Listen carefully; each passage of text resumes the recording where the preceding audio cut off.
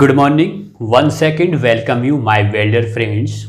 दोस्तों, last video में हमने बायोलॉजी सब्जेक्ट प्रारंभ किया था और बायोलॉजी सब्जेक्ट के कुछ बेसिक के बारे में समझ चुके थे। जो उस वीडियो को नहीं देखे हैं वो उस पर रूबरू हो लें। दोस्तों, अब उसके पश्चात जो टॉपिक स्टार्ट होता है उस टॉपिक की बात हम इस वीडियो में करते हैं। जैसे कि हमने बोर्ड पे आपको लिख दिया है 5 जगत वर्गीकरण। जब लिख दिया है तो पढ़ाएंगे, ये तो क्लियर है।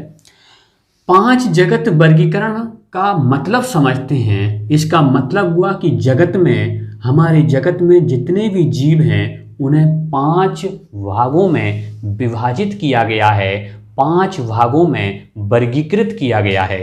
दोस्तों, यहाँ पर समझें, जैसे ही हम नीचे की ओर आते हैं तो हमने लिख दिया है R.H. विटेकर। ये हमारे वैज्ञानिक हैं, एक R.H. विटेकर महोदय, जिन्होंने 5 जगत वर्गीकरण को सबसे पहले प्रतिपादित किया, या हम कह सकते हैं कि 5 जगत वर्गीकरण को किसने दिया?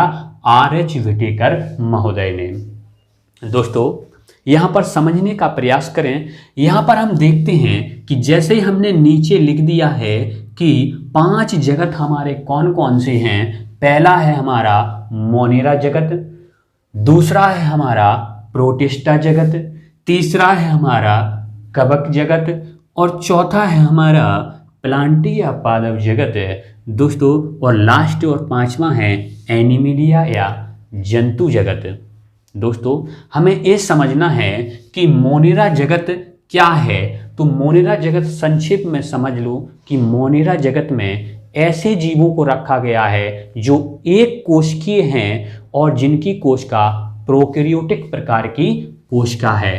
एक कोशिकीय, कई जीव बहुकोशिकीय भी होते हैं, कई एक कोशिकीय भी होते हैं। इसको हम आगे कोशिका टॉपिक में समझेंगे। और यूकैरियोटिक कोशिका, प्रोकैरियोटिक कोशिका क्या होती है, इसके बारे में भी हम आगे आने वाले टॉपिक जो कि कोशिका रहेगा उसमें विस्तार पूर्वक समझेंगे। दोस्तों, मोनेरा जगत में एक कोशिकीय और प्रोकैरियोटिक प्रकार की कोशिकाओं को रखा गया है।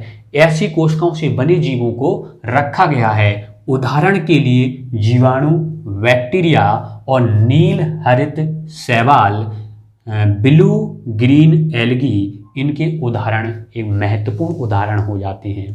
दोस्तों, इसके पश्चात हम देखते हैं कि हमारा दूसरा जगत आता है प्रोटिस्टा जगत है। और प्रोटिस्टा जगत में हमने एक कोशिकीय जीवों को तो रखा है, लेकिन इसके साथ साथ हमने इसमें यूकैरियोटिक कोशिका वाले जीवों को रखा है। यहाँ पर भी एक कोशिकीय जीव थे, लेकिन यहाँ प्रोकैरियोटिक कोशिका थी। यहाँ पर क्या है? एक कोशिकीय जीव हैं, लेकिन यहाँ कोशिका कौन सी है? यूकैरियोटिक कोशिका है। एक संक्षेप में बात समझ लो कि यूकैरियोटिक और प्रोकैरियोटिक कोशिका क्या होती है। हालांकि डिटेल में आगे इसको हम पढ़ाएंगे।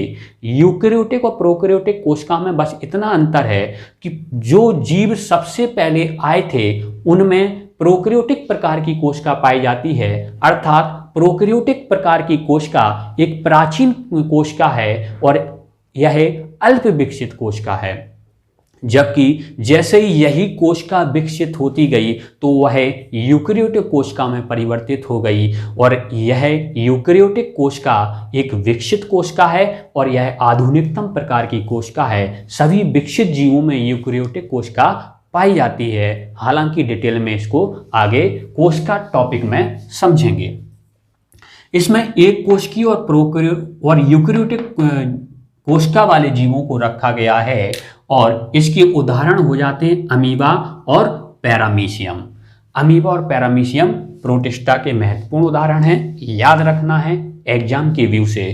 दोस्तों, अब आपके दिमाग में क्वेश्चन उठ रहा होगा कि ये अमीबा पैरामीशियम होते क्या हैं? अमीबा है, पैरामीशियम है, प्रोटोजोआ हैं। ये सुने तो बहुत हैं, लेकिन होते कौन से जीव हैं? देखे तो हैं ही नहीं। दोस्तों, ये सूक्ष्म प्रकार के जीव होते हैं। इनको आसानी से नहीं देखा जा सकता है। इनको देखने के लिए आपको इन बैक्टीरियाओं को देखने के लिए आपको सूक्ष्मदर्शी का प्रयोग करना पड़ेगा।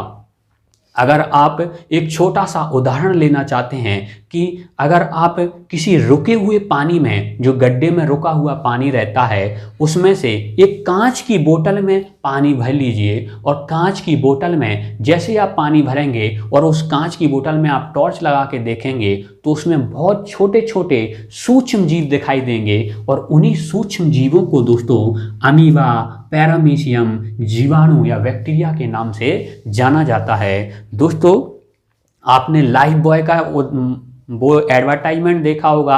लाइफ बॉय में जब आपको सूक्ष्मदर्शी के माध्यम से आपको दिखाया जाता है कि 99% जीवाणु मर गए हैं, 1% बचा है, लगभग ऐसा ही हमारे बैक्टीरिया होते हैं। कोई निश्चित आकार नहीं होता है इनका, ये दलदली मिट्टी में पाए जाते हैं, ये रुके हुए पानी में पाए जाते हैं। आप इनको आसानी से जो हमने उदाहरण बताया है उसके द्वारा देख सकते हैं।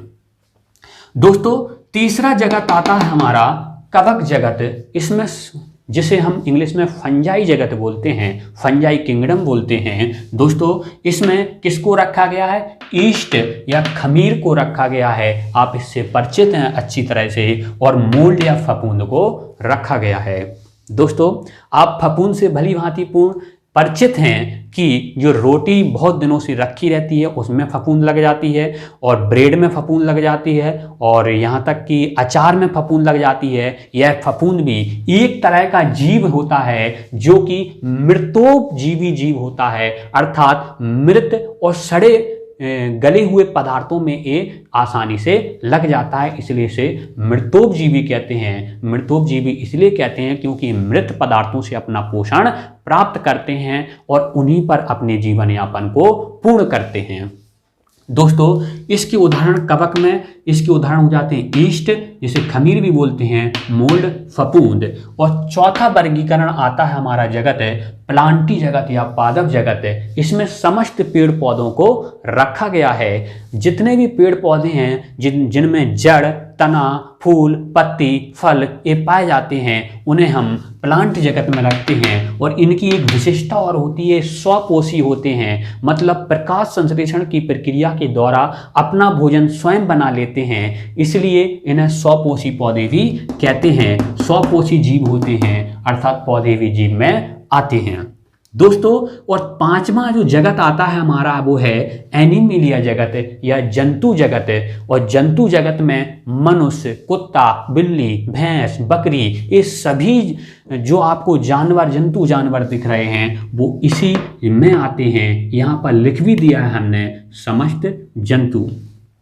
जंतुओं की विशेषता होती है, जंतु एक विकसित प्रकार के जीव होते हैं जो चलन कर सकते हैं, प्रजनन कर सकते हैं, पोषण कर सकते हैं, अनुकूलित होते हैं। इनमें कई प्रकार के गुण पाए जाते हैं। दोस्तों जंतुओं में भी मनुष्य सबसे विकसित जीव होता है। इनको हम समझ सकते हैं कि हमने देखा मोनेरा जगत में कौन आता है? जीवाणु, नील हरित शैवाल, प्रोटिस्टा जगत, अमीबा, पैरामीशियम, कवक जगत, ईस्ट, मोल्ड और प्लांटी जगत, सभी पेड़ पौधे एनिमलिया जंतु जगत में समस्त जंतु आते हैं।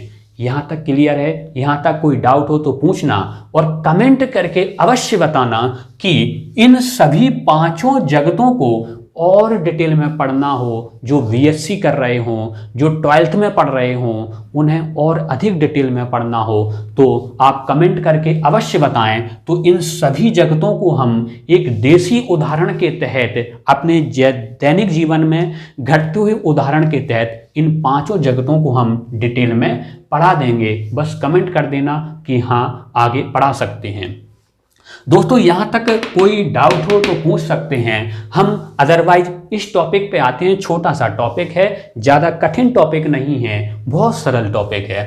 दोस्तों अगर हम बात करें इस संपूर्ण ब्रह्मांड में दो ही प्रकार की वस्तुएं पाई जाती हैं, या तो वह वस्तु सजीव होगी, मतलब उसके अंदर चेतना होगी, जान होगी, और इस दूसरी प्रकार की वस्तु होती है जो निर्जीव होगी, जिसके अंतर्गत चेतना नहीं होगी, जिसके अंतर्गत किसी प्रकार का मतलब जान नहीं होगी। ठीक है, यहाँ पे समझ रहे हैं, जान का मतलब सोना बाबू जान नहीं है, यहाँ पर जान का मतलब चेतना से है, आत्मा से है, अर्थात वो जीवित है या नहीं है। दोस्तों, इस संपूर्ण ब्रह्मांड में सजीव और निर्जीव दो प्रकार की वस्तुएं पाई जाती हैं, और निर्जीव तो आप जानते हैं कि हमें बायोलॉजी के अंतर्गत निर्जीव को नहीं पढ़ना है, क्योंकि जैसे ही हम सजीवों में साइंस को फिट करते हैं, मतलब सजीवों के ऊपर विज्ञान पढ़ते हैं, तो उससे बायोलॉजी सब्जेक्ट निकलता है, और निर्जीवों के ऊपर विज्ञान को पढ़ते हैं तो उससे फिजिक्स और केमिस्ट्री सब्जेक्ट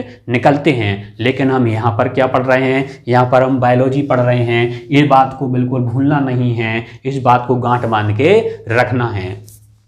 दोस्तों, जैसा कि हमने बताया कि यहाँ पर हमने लिख दिया है सजीव के गुण, अर्थात जितने भी जीव इस ब्रह्मांड में पाए जाते हैं उनके सामान्य गुण, कॉमन जो गुण होते हैं, वो कौन कौन से गुण होते हैं उनको हम पढ़ेंगे। हालांकि इसमें से हमने 8 से 10 गुण लिखे हैं, इनके अलावा और भी गुण होते हैं, लेकिन हमारे लिए इतने इम्पोर्टेंट हैं जो मेंस के लिए भी काम आ सकते हैं। दोस्तों, हम देखते हैं कि सजीव के कौन कौन से गुण हैं। पहला गुण हो जाता है श्वसन। यहाँ पर पहला क्या लिखा है, श्वसन, रेस्पायरेशन। दोस्तों, यहाँ पर श्वसन का मतलब सांस लेना और सांस छोड़ने से ही नहीं है। यहाँ पर श्वसन का मतलब है कि हम जैसे ही ऑक्सीजन लेते हैं, वह ऑक्सीजन का एक अणु हमारी प्रत्येक कोशिका तक पहुँचता है, और वहाँ पर हमने जैसे ही ऑक्सीजन का अणु पहुंच गया और जैसे हम भोजन करते हैं तो हमें भोजन से ग्लूकोज का अणु प्राप्त होता है, और ग्लूकोज का एक अणु भी हमारी कोशिका तक, प्रत्येक कोशिका तक पहुंच जाता है, और ऑक्सीजन और ग्लूकोज के अणु की उपस्थिति में ऑक्सीकरण होता है, जिससे हमें 38 एटीपी ऊर्जा की प्राप्ति होती है। इस संपूर्ण प्रक्रिया को हम श्वसन कहते हैं, और यह श्वसन की प्रक्रिया हमारे कोशिका में पाए जाने वाले अंग माइटोकॉन्ड्रिया के अंतर्गत होती है। हालांकि आने वाले टॉपिक में हम इसको डिटेल से समझेंगे। दोस्तों, श्वसन वह प्रक्रिया है जिसके द्वारा जीवों को क्या प्राप्त होती है, ऊर्जा प्राप्त होती है। अब सजीवों के यही तो एक गुण होता है कि उन्हें ऊर्जा प्राप्त होती है, भोजन करते हैं, सांस लेते हैं, जिससे ऊर्जा प्राप्त होती है। निर्जीवों में ऊर्जा प्राप्त नहीं होती है, इन्हें एक किसी प्रकार का भोजन नहीं करते, एक किसी प्रकार के सांस नहीं लेते हैं, तो इन्हें किसी प्रकार की ऊर्जा प्राप्त नहीं होगी, अर्थात निर्जीवों में श्वसन की प्रक्रिया संपन्न नहीं होती है। दोस्तों, यहाँ पर हम समझते हैं कि श्वासोच्छ्वास क्या होता है। यहाँ पे श्वासोच्छ्वास का मतलब होता है सांस लेना, सांस छोड़ना, मतलब ऑक्सीजन को अंदर की ओर खींचना और कार्बन डाइऑक्साइड को बाहर की ओर फेंकना, यही होता है श्वासोच्छ्वास, जिसे इंग्लिश में ब्रीदिंग बोलते हैं। दोस्तों, जैसे कि आपने सुना होगा, बाबा रामदेव करते हैं कपालभाति, अनुलोम विलोम, यह एक श्वासोच्छ्वास की ही क्रियाएं होती हैं जो हमारे फेफड़ों को मजबूत बनाती हैं और स्वच्छ बनाती हैं। दोस्तों, यहाँ पर समझिए, श्वासोच्छ्वास सभी सजीव करते हैं, निर्जीव को कभी आपने श्वासोच्छ्वास की क्रिया करते हुए नहीं देखा होगा। बोट कभी श्वासोच्छ्वास की क्रिया नहीं करता है। इसी प्रकार से तीसरा गुण होता है सजीवों का गति, लोकोमोशन। क्या होता है? गति, लोकोमोशन। यहाँ पर हम देखते हैं कि सभी सजीव गति करने में सहायक होते हैं। जैसे हम हैं, सजीव हैं, गति कर सकते हैं, गति करके इधर से उधर जा सकते हैं, अपने हाथ पैर को हिला डुला सकते हैं। ये सभी क्या है? गति के अंतर्गत आता है। क्या बोट अपने आप गति कर सकता है? क्या मारकर अपने आप रखा हुआ गति कर सकता है? क्या ये गेट अपने आप गति कर सकता है? अपने आप गति नहीं कर सकता है, बल्कि इनको गति कराने के लिए बाहरी बल की आवश्यकता होती है। अब यहाँ पे समझते हैं कि तीसरा गुण होता है पोषण। पोषण का मतलब ही होता है, आप गए कहीं पर भी चौपाटी में, आपने पानी पूरी चाट वगैरह खा ली, ये क्या है? पोषण है, और आपने पोषण प्राप्त किया। कभी बोट जा सकता है खाने के लिए? नहीं जा सकता है। मारकर जा सकता है? नहीं जा सकता है। तो ये रोटी वगैरह नहीं खाते हैं। सजीव पोषण लेते हैं, जिससे उन्हें ऊर्जा प्राप्त होती है। तीसरा गुण पांचवा गुण होता है 1 2 3 4 5, पांचवा गुण होता है वृद्धि। वृद्धि मतलब जैसे ही हम छोटे थे तो हम छोटे थे, 1 साल के थे, फिर 2 साल के हुए, बड़े हुए, और इस प्रकार से हमारे अंदर क्या होने लगी, वृद्धि होने लगी, और हम आज इतने बड़े हो गए हैं। और इसी प्रकार पेड़ पौधों में भी वृद्धि होती है। छोटा पेड़ होता है, फिर वो बड़ा हो जाता है, फिर उसमें आम संतरे लगने लगते हैं, फिर उसके बाद बूढ़ा हो जाता है। दोस्तों, वृद्धि सजीवों में होती है, निर्जीवों में नहीं होती है। तो ये सजीव के गुण चल रहे हैं, यहाँ पर नोट करके रखना। किसके गुण चल रहे हैं? सजीव के गुण चल रहे हैं। और इसके बाद आता है उपापचय, मेटाबॉलिज्म। मेटाबॉलिज्म वह प्रक्रियाएं होती हैं जो हमारे शरीर के अंतर्गत होती रहती हैं, हमारे शरीर के अंदर होती रहती हैं। जैसे पाचन तंत्र चलता रहता है, हमारे अंदर पसीना निकलता रहता है, हमारे अंदर जितने भी लीवर, किडनी सभी अपने आप में कार्य करते रहते हैं। ये सभी किसके अंतर्गत आती हैं? उपापचय क्रिया के अंतर्गत आती हैं। इसको डिटेल में आगे समझेंगे। अब इसके बाद आता है उत्सर्जन, एस्क्रिएशन। उत्सर्जन आप जानते हैं, उत्सर्जन को सरल भाषा में समझो कि उत्सर्जन होता क्या है। तो उत्सर्जन वह प्रक्रिया है जिसके द्वारा कोई भी जीव किसी भी वस्तु को, किसी भी चीज को बाहर निकाले, वह उत्सर्जन होता है। जैसे हमने खाना खाया और खाना खाने के बाद मल बाहर निकाल दिया, उत्सर्जन प्रक्रिया है। पानी पिया, पानी पीने के बाद मूत्र बाहर निकाल दिया, उत्सर्जन प्रक्रिया है। आंसू निकल रहे हैं, उत्सर्जन हो रहा है। मतलब हमारे शरीर से बाहर की ओर कुछ निकलता है, उसे हम उत्सर्जन कहते हैं, एस्क्रिएशन कहते हैं। जैसे पसीना निकल रहा है, उत्सर्जन है। तो इस प्रकार से ये अपशिष्ट पदार्थ हमारे शरीर से बाहर निकलते रहते हैं, उसे हम उत्सर्जन कहते हैं।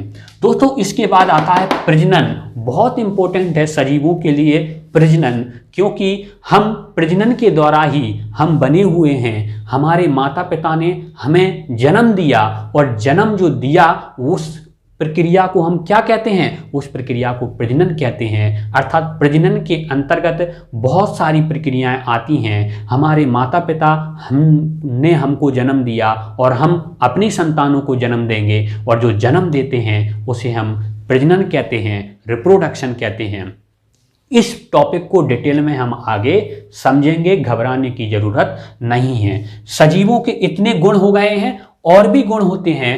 अगला गुण है अनुकूलन, मतलब सजीव अनुकूलित हो जाते हैं, मौसम के हिसाब से अनुकूलित हो जाते हैं। जैसे अभी गर्मी पड़ रही है तो हमें पसीना निकल रहा है। पसीना क्यों निकल रहा है? क्योंकि हमारा शरीर गर्म ना हो जाए, ठंडा बना रहे, तो पसीना हमारे शरीर को क्या करता रहता है? ठंडा करता रहता है। इसलिए गर्मियों में पसीना निकलता है और सर्दियों में पसीना नहीं निकलता है, क्योंकि सर्दियों में हमें गर्म रहना है, इसलिए पसीना निकालने की आवश्यकता नहीं होती है। इसी प्रकार से कई ऐसी लड़कियां भी होती हैं जो अपने मामा के यहाँ, बुआ के यहाँ अपने आप उनके बच्चों में, उनके यहाँ रिश्तेदारों में अनुकूलित हो जाती हैं, ढल जाती हैं। इसी को हम अनुकूलन कहते हैं, एडेप्टेशन कहते हैं। दोस्तों, यहाँ पर अनुकूलन का मतलब है जैसा माहौल है वैसा ढल जाओ, वही अनुकूलन है। और ऐसे गुण लड़कियों में ज़्यादातर पाए जाते हैं।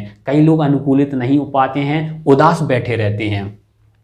दोस्तों, अगला गुण सजीवों का होता है सेंसिटिविटी। सेंसिटिविटी के बारे में समझिए। सेंसिटिविटी क्या होती है? जैसे ही हमने पिन को आपके स्किन से चुभोया तो आपके अंदर से आवाज आएगी, उई, ऐसी आवाज आई। इसी को हम क्या बोलते हैं? सेंसिटिविटी। मतलब आपके अंदर चेतना है, आप सेंसिटिव व्यक्ति हो। आप जैसे ही आपको कोई खड़ी खोरी सुना देता है तो आप उसको भी लौट के सुना देते हो। ये आप सेंसिटिविटी होती है, और ये सभी जीवों में पाई जाने वाली एक प्रक्रिया है सेंसिटिविटी। और इसके पश्चात हमारा अगला जो लास्ट आता है वो है निश्चित जीवन चक्र। मतलब सभी जीवों का एक निश्चित जीवन चक्र रहता है, डेफिनेट लाइफ साइकिल रहती है। दोस्तों, यहाँ पर हम देखते हैं कि जैसे ही कोई जीव जन्म लेता है, क्या लेता है? किसी जीव ने जन्म लिया, जन्म लेने के बाद वह क्या हुआ? बड़ा हो गया, मतलब वयस्क हो गया। वयस्क होने के बाद वह जीव क्या हो जाता है? उसकी शादी हो जाती है। शादी के बाद बीवी बच्चे हुए, बूढ़ा हो गया और मृत्यु हो गई। यहाँ जन्म से लेकर मृत्यु तक, जन्म से लेकर कहाँ तक, मृत्यु तक उसकी एक निश्चित जीवन चक्र रहता है और ये सभी जीवों में होता है। इस प्रकार से हमने सजीवों के गुण पढ़ लिए कि सजीवों में कौन कौन से गुण होते हैं। श्वसन करना, श्वासोच्छ्वास करना, गति करना, पोषण लेना, वृद्धि करना, उपापचय क्रियाएं होना, उत्सर्जन करना, प्रजनन की प्रक्रिया होना, अनुकूलित हो जाना, मतलब सेंसिटिविटी पाई जाना और निश्चित जीवन चक्र पाया जाना। यहाँ तक हमने क्लियर कर लिया है। एक छोटी सी बात और समझ लीजिए, हमने बताया था कि 5 जगत वर्गीकरण, आर.एच. व्हिटेकर ने बताया कि 5 समस्त जीवों को 5 जगत वर्गीकरण में विभक्त किया गया है। हमें क्यों आवश्यकता पड़ी कि हमें इन 5 जगत वर्गीकरण का वर्णन करना पड़ रहा है, इनको पढ़ना पड़ रहा है। दोस्तों, इस ब्रह्मांड में या कह सकते हैं इस जगत में जीवों की जातियां, समस्त जीवों की जातियों की संख्या है 1.7 से 1.8 मिलियन। इसका मतलब हुआ 17 से 18 लाख, 17 से 18 लाख इस जगत में क्या है, जीवों की जातियां हैं। अगर हम 17 से 18 लाख जीवों की जातियां पढ़ने बैठ जाएंगे तो हमारे बाल सफेद पड़ जाएंगे, हमारी गर्दन हिलने लगेगी, हम इनको संपूर्ण रूप से पढ़ नहीं पाएंगे, कंप्लीट नहीं कर पाएंगे। इसलिए आर.एच. व्हिटेकर ने क्या किया कि इन 17 से 18 लाख जीवों को 5 जगतों में बांट दिया। मान लीजिए इसमें 3 लाख हैं, इसमें 4 लाख हैं, इसमें 5 लाख रख दिए, इसमें 3 लाख, इस प्रकार से सभी को इन कॉमन लक्षणों के आधार पर, कॉमन लक्षणों के आधार पर इन सभी को इस प्रकार से जगतों में बांट दिया। अगर हमने मोनेरा जगत पढ़ लिया तो मोनेरा जगत पढ़ लिया, इसका मतलब क्या हुआ, हमने 3 लाख जीवों को पढ़ लिया, क्योंकि इनके अंदर, सभी के अंदर लगभग कॉमन लक्षण पाए जाते हैं। जैसे एनिमेलिया जगत को पढ़ लिया, इसका मतलब हमने 4 लाख जीवों को पढ़ लिया। तो इस